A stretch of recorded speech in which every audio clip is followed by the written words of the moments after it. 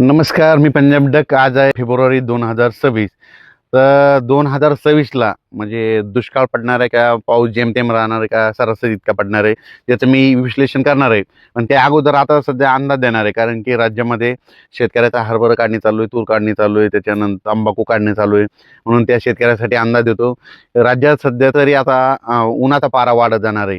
म्हणजे जवळपास सांगायचं झालं तर चांगलं 37-38 अंशापर्यंत ह्या फेब्रुवारीच्या शेवटपर्यंत 28 फेब्रुवारीपर्यंत उन्हाचा पारा वाढत जाणार आहे. आणि यावर्षी मात्र 42, 43, 44 अंशापर्यंत काही काही ठिकाणी 45, 46 देखील अंशापर्यंत तापमान जाणार आहे. म्हणून ही अंदाज शेतकऱ्यांनी एप्रिल मे मधला देखील लक्षात येतं, कारण की यावेळेस ऊन तीव्र राहणार आहे आणि महिन्यातून एकदा ढगाळ वातावरण राहील हे देखील लक्षात येतं. पण त्या अगोदर मी तुम्हाला आता सध्या महाराष्ट्रातल्या शेतकऱ्याला एक आनंद देणार आहे.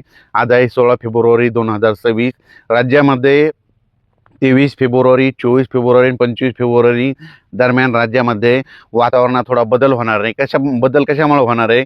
कारण की काय झालं, इकडं तामिळनाडू, केरळकडे एक कमी दाबाचा पट्टा असल्यामुळं आणि इकडं WD सक्रिय असल्यामुळं, म्हणजे मध्य प्रदेश, राजस्थान, गुजरात आणि तिकडं पाऊस पडत असल्यामुळं त्याचा थोडाफार असर काय होणार आहे, महाराष्ट्रातल्या एखाद्या भागाला बसणार आहे. म्हणजे आभाळ येणार आहे आणि तुरळक ठिकाणी पूर्व विदर्भाकडेच पावसाचं वातावरण तयार होणार आहे. म्हणून हा अंदाज सर्व शेतकऱ्यांनी पूर्व विदर्भातल्या शेतकऱ्यांना लक्षात यायचा.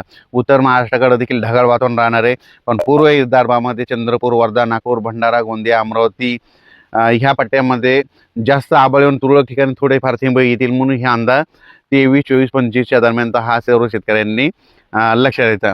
राज्यभर कुठं असं सगळीकडे खूप काही पाऊस पडणार नाही, त्याच्यामुळे हे देखील सर्व शेतकऱ्यांनी लक्षात द्यायचं. ज्यांचा हरभरा काढणी असायला त्यांना काढू शकता, ज्यांचा तूर काढणी चालू आहे ते देखील काढू शकता.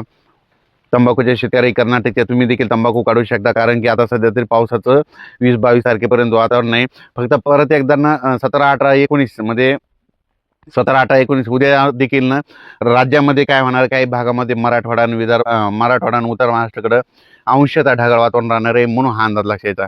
चांगलं ढगाळ वातावरण होईल, काही काही ठिकाणी कुठं थोडंफार राहील हे देखील लक्षात घ्यायचं.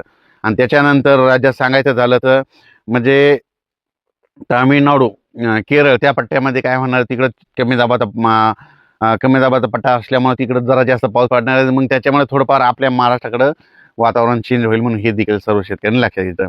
आणि त्यानंतर आता 2026 बद्दल पावसाबद्दल शेतकऱ्यांना एक विश्लेषण देतो. आणि 2026 ला पाऊस सरासरी इतका पडणार आहे.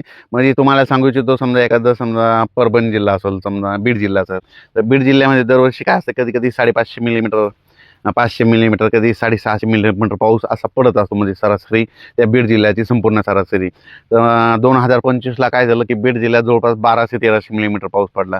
काही काही ठिकाणी 1400 पण गेला. मग तितका असा म्हणजे जसा 2026ला म्हणजे दुप्पट असा पाऊस पडणार नाही, सरासरी इतका म्हणजे जेमतेमच पाऊस पडणार आहे. मात्र पिकं खूप चांगली येणार आहे. म्हणून हा अंदाज सर्व शेतकऱ्यांनी लक्षात घ्यायचा.